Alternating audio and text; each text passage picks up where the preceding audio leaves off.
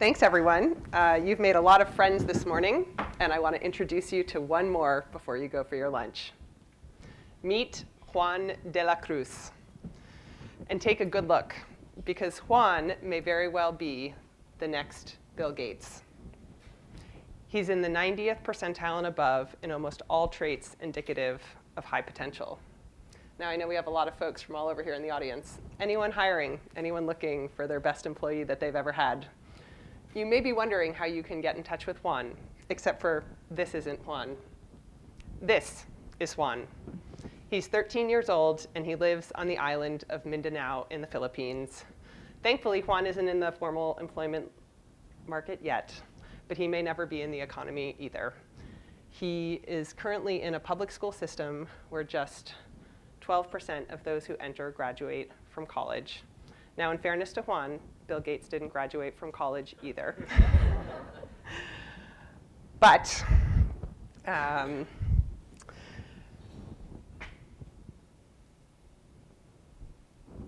question for us today is, how do we unlock the potential of Juan? This opportunity, if you look at it on a global scale, is easily a $1 trillion opportunity. How do we unlock his potential and help him utilize his skills, his knowledge, his traits, and his competency? The solution starts with something that's very trendy these days: big data. Many of you guys may be paying attention to some of the trends in the labor markets right now, and companies like IBM, Google, and many, many others have started to use big data and analytics to identify their highest potential employees. Picture it. You apply for your dream job at Google. Someone in their human resources office enters in your name, where you live, and how far it is from the office. They screen your resume for keywords, and they enter in your scores on various personality trait and competency exams. An algorithm then runs through all the data and ranks you and every single other employee that applied for this job, and is able to predict and rank you based on who is likely to be most successful in the role. It's clearly a technology that has positives and negatives associated with it, but this is real, this is happening. And the reality is that the computer is increasingly getting this calculation right. Now, for Juan de la Cruz, he's still invisible in this system.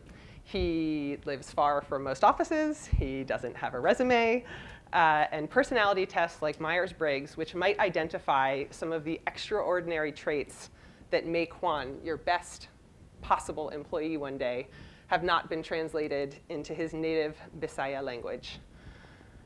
But Palo Alto-based NAC may have a solution for Juan. Guided by a team of cognitive and behavioral neuroscientists, NAC is able to measure some 35 traits, things like resourcefulness, risk-taking, integrity, problem-solving. They further analyzed the combination of those traits that drive over 40 professional competencies, whether or not you're innovative, whether or not you'd be a good salesperson, a software developer, or a teacher. It's very exciting. We now have visibility into all of these things about Juan and so many others that we could never see before. And their tool to measure all of these things: tablet and smartphone-enabled video games. This makes this, it's language, it's culture agnostic, and it makes it very accessible to Juan and millions of other people over the world. And what NAC is looking at is using technologies like this to identify people with the underlying personality traits, social and emotional intelligences, mindsets, and cognitive abilities with professional and academic opportunities in a much more informed way. Now, let's just talk a little bit about Juan's context before we talk about how technologies like NAC can change his life for the better. Juan is from the Philippines, and for those of you who are unfamiliar with the Philippines, things have arguably never been better. Growth is cruising at a near all-time high of 6%. We have recently achieved investment grade status, FDIs at an all-time high. They've just gone through a decade of unprecedented political stability. However, most Filipinos are unable to participate in this current wave of economic opportunity. If you look at the top 20% of households, they control almost half of GDP. And if you look at just 50 families, those 50 families control 25% of national income and are capturing a jaw-dropping 50 to 75% of GDP growth. I mean, jaw-dropping, at least for me, as someone who just moved there a year ago. So if this is the context for Juan and so many others that they face, the question is, how do we, whoops, wrong thing. The question is, how do we enable them to participate in the system? Because they don't have capital, so human capital is really their only asset. But in the context of human capital, Juan is currently in an education system where just 12% of those who enter graduate. And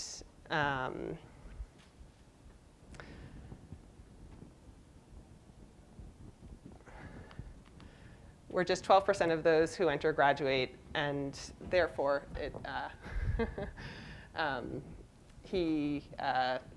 it's difficult for him to build the skills and competencies that he would need to succeed in that environment. So what did we do? We actually sent a team to Mindanao to look at students like Juan and figure out how we could unlock their full potential. We sent them armed with smartphones and tablets. They met with students from 5th and 6th grade at 3 schools in Mindanao.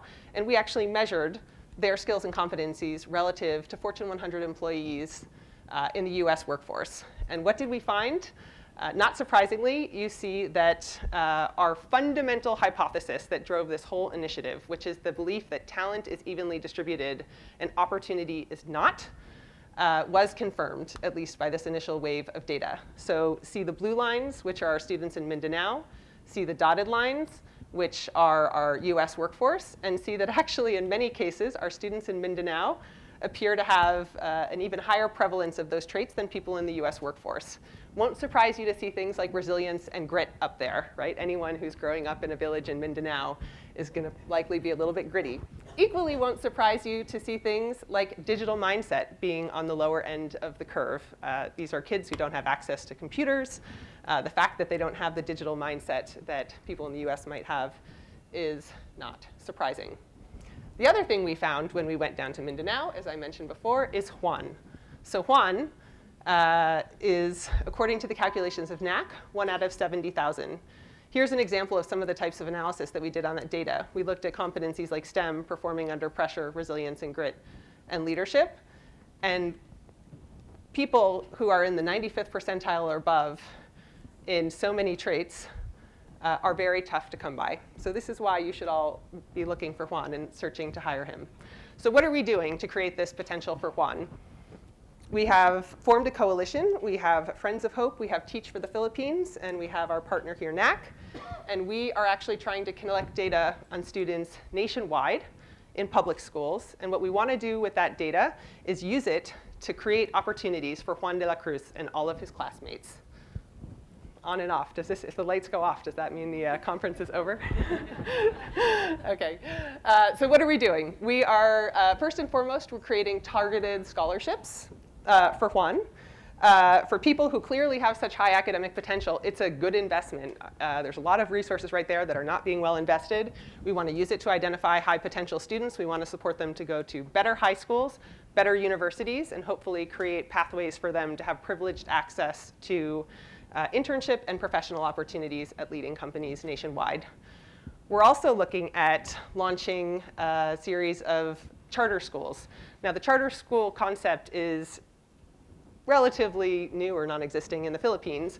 But one of the interesting things about the Philippines right now is that they recently decided to add grades 11 and 12. This is something new. Previously, it's been a K through 10 system. But this becomes both a threat and an opportunity, right? Because the threat is if, going back to the educational challenges, if the returns are uncertain to education and the opportunity as cost is high, which is the environment that Juan and so many others find themselves in, adding 2 more years of school, well, perhaps better preparing those that go on to higher education could be a good thing. The reality is that most people don't go for higher education because those returns are uncertain and the opportunity cost is so high. So when we look at the addition of 11th and 12th, the question that comes to our mind is, how can we make the returns more clear to people who are trying to decide if they do want to invest 2 more years in education, and help them make an informed choice about what they want to do. So 2 charter school concepts that we're looking at. One is the concept of a bridge school. Set up a school in General Santos City. Invite anyone who tests through NAC or any other platform as being high potential to apply. And for those who are accepted, put them through, assess them, figure out their strengths, figure out the gaps that they have to be able to succeed in a higher education environment, put them through a 2-year boot camp. And what will you have in 2 years? You'll be graduating people who are now poised to attend some of the best universities in the country, if not go on to play leadership roles in some of the best companies in the country. The other concept we're looking at, because you can use technologies like this to better target students. It doesn't have to be high academic potential. It could be potential for anything. So we were talking to Teach for the Philippines about launching a teaching magnet school. So what does this look like? This is a school where anyone who's passionate about teaching and tests as having kind of high potential for teaching could be invited to apply. And what happens to you if you're accepted? Well, we want to improve the returns to this, to education for you. So first of all, we're going to tailor your education for teaching and help you make smarter choices. You'll take your normal high school courses. You might take some college credited electives, which if you do go on for higher education, reduce the investment of time and money that you need to make in a college environment. But part of in making informed choices is also giving people the experience to make that. So we're talking to Teach for the Philippines about putting in a practical component of that 2 years of education, where you might act as a teaching assistant in an elementary school or even a nursery school. So what do they graduate with when they come out of this magnet school? Practical experience, college credit, which can reduce the time and money that they need to invest in further studies, and most importantly, the ability to make an informed choice about higher education and their professional career from there. So if we're successful in all of this, where do we end up? We hope that Juan will graduate from high school. We hope, and we expect that Juan will also go to college. What we hope Juan will find when he graduates from college is a transformed labor market, one where he can signal his difficult to signal traits and competencies to potential employers and be selected in a much more objective and merit-based manner for his dream job. Juan actually dreams of being a teacher. So he may benefit from a program, another pilot that we're launching with Teach for the Philippines. And in this, Teach for the Philippines has actually agreed to let us test their highest performing, all of their teachers, match that with outcome data in the classroom, performance data of the teacher, and reverse engineer an UltraNAC for Teach for the Philippines so that they can use that to recruit nationwide from a much broader pool of talent and identify those who are going to be their most successful fellows. That's the type of demonstration that we think, if you can show that it works with Teach for the Philippines, could be scaled to many other companies nationwide. Now, how does Juan benefit from this? Even if he doesn't live within striking distance of our bridge or magnet school so that he can attend, even if he doesn't make it to a national university where he then has access to the Teach for the Philippines recruiters that recruit nationwide, they will still find him, because we've already run the numbers, and if you run Juan through the teaching NAC, he's in the 94th percentile. So he would get an invitation from Teach for the Philippines to apply for that fellowship and achieve his dream of being a teacher. Where does this lead us? Obviously, there's risks inherent in these technologies, and I talk and mention them in my paper. But we believe that these technologies have the possibility of transforming the lives of Juan de la Cruz and billions of others around the world. Juan now has the ability to signal to educational institutions and employers some of those difficult to measure but critically important traits and competencies that will make him the best candidate for any educational or professional opportunity. What does that mean? For Juan, it means higher and more assured returns on educational and professional investments. What does it mean for the talent markets? It means there's a bigger and better, more diverse talent pool. Equal opportunity, which is something we've talked about so much. How do we expand access, reduce the fixed costs, and give everyone an opportunity to participate in these academic and labor markets? For companies, it's better hires. I've got the best person for the job. I never would have seen them otherwise, but I see them now. And therefore, I have better company performance. Better company performance means growth. And in this case, because we're able to reach to everyone in the labor pool that has the skills and competencies to succeed, we achieve more inclusive growth. The argument is simple, clear, and compelling. Join us on our quest to help Juan de la Cruz and billions of others around the world to achieve their full potential and prosper. Thank you. So the quick background, quick kind of pitch from my background is basically we get to use this type of technology every day to make credit decisions, which is a very untraditional use of this data, but it's such an amazing source of data. It's great for what I do on a daily basis, and it's really been able to transform how banks in emerging markets are able to make loans. So this, when I kind of read this, it was super exciting. I generally, or actually to think really back to this morning, Marcella started the conversation by saying, in the halls here at Harvard, data is gold.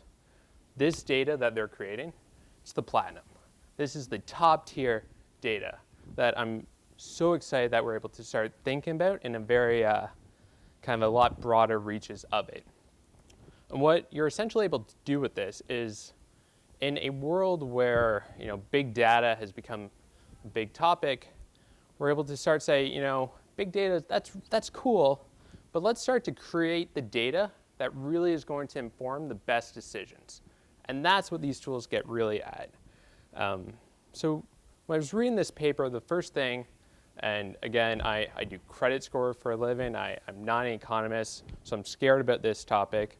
But essentially, in the Philippines, I was blown away that only 12% of people are able to make it through college. And what I thought about was, if you took a bottle of water and you had this pipe, and you poured this bottle of water into a pipe, and you got 12% of that water out at the end of it, and even that water, it was not that great to drink. That's not efficient. Something, where those leaks are taking place, there's problems. And what this kind of cool new data source allows you to do is look at each one of those water molecules. And you're able to now understand each one of those water molecules and help, even if it's just the slightest amount, to help that 1% more make it through to that end. That's a huge benefit. Obviously, I have no idea what the optimal level of that output should be. That's not my expertise, but definitely seems like it should be more than 12%. The other thing about these characteristics that I think is really interesting, Gretchen mentions in her paper, and last night she brought up, this idea of these unobservable traits. And I would challenge, I've never done this with professors before, but I would challenge the professors in the room to think about which students that they have in their classes on a daily basis that they think have the highest potential.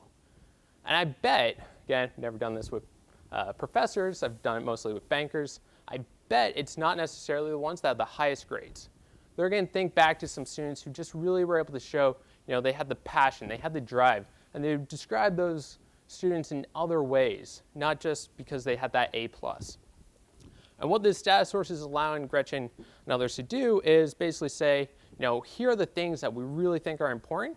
We're now able to measure them in really kind of quick, automated, scalable ways that never before we were able to do. And now kind of apply it to this other end. It's just truly amazing. One issue, again, I live in a great world where I have a very defined outcome variable. I get to see it's a yes or no, the person defaulted. Gretchen, unfortunately, lives in a world where she has to think about potential. That's a very interesting variable to think about, how you predict that, how you're able to say this model is actually able to predict that. I think if I was purchasing this data source and I was to say, what is the value of this, I would want really to understand the strength of the model So if you're trying to discriminate, between someone with a lot of potential and someone with not so much potential, you want to be able to see, what are the false positives and so forth, and just kind of take that to the next step. The other thing something we've learned ourselves a lot at EFL is, as you do these sorts of tests, the value of the data, it's very different in a low-stakes environment versus a high-stakes environment. And I was thinking back to my days as a student. When I was in grade 10, they were just starting to implement a standardized math test. Fortunately for me, it was going to be the year after, but they wanted to do a pilot test for my year, which essentially meant that this standardized test was useless for me. It was a very low-stakes setting, and I wrote all over that test. I wrote marks to the person that was actually going to be reading it, what a waste of my time this was. And I bet you I got 0. But it didn't matter because it was low stakes. And what we've also found at EFL is, as we've used these tools in low-stakes environments where there wasn't a big decision on the line, as we transformed to make those big decisions, populations changed. The answer patterns changed, which was a very kind of revealing, interesting observation. The other kind of really interesting thing we saw was, as you change the environment, we had a situation where we were measuring fluid intelligence. And we brought this online, unsupervised, to Brazil, and we found that almost 40% of the people there were able to cheat the system. Nothing specific about Brazil, but it was changing that environment. So that was kind of the super cool things. I guess overall, incredibly positive about this. I think it's also interesting, you get into the ethical dilemmas at the end. I think this is one area, this could be my bias, where banks actually might have it set up kind of interesting, where if you're going to be a provider of information, such as FICO, who is kind of the leader in credit scoring, they should not be the ones making the lending decisions. They should be separated from the banks, and they should be, their product is to the banks, and they have to provide the most predictive value or predictive score for their partners. And that's where it's a good way to make sure that you're always getting the best product. So that is my quick remarks. Thank you.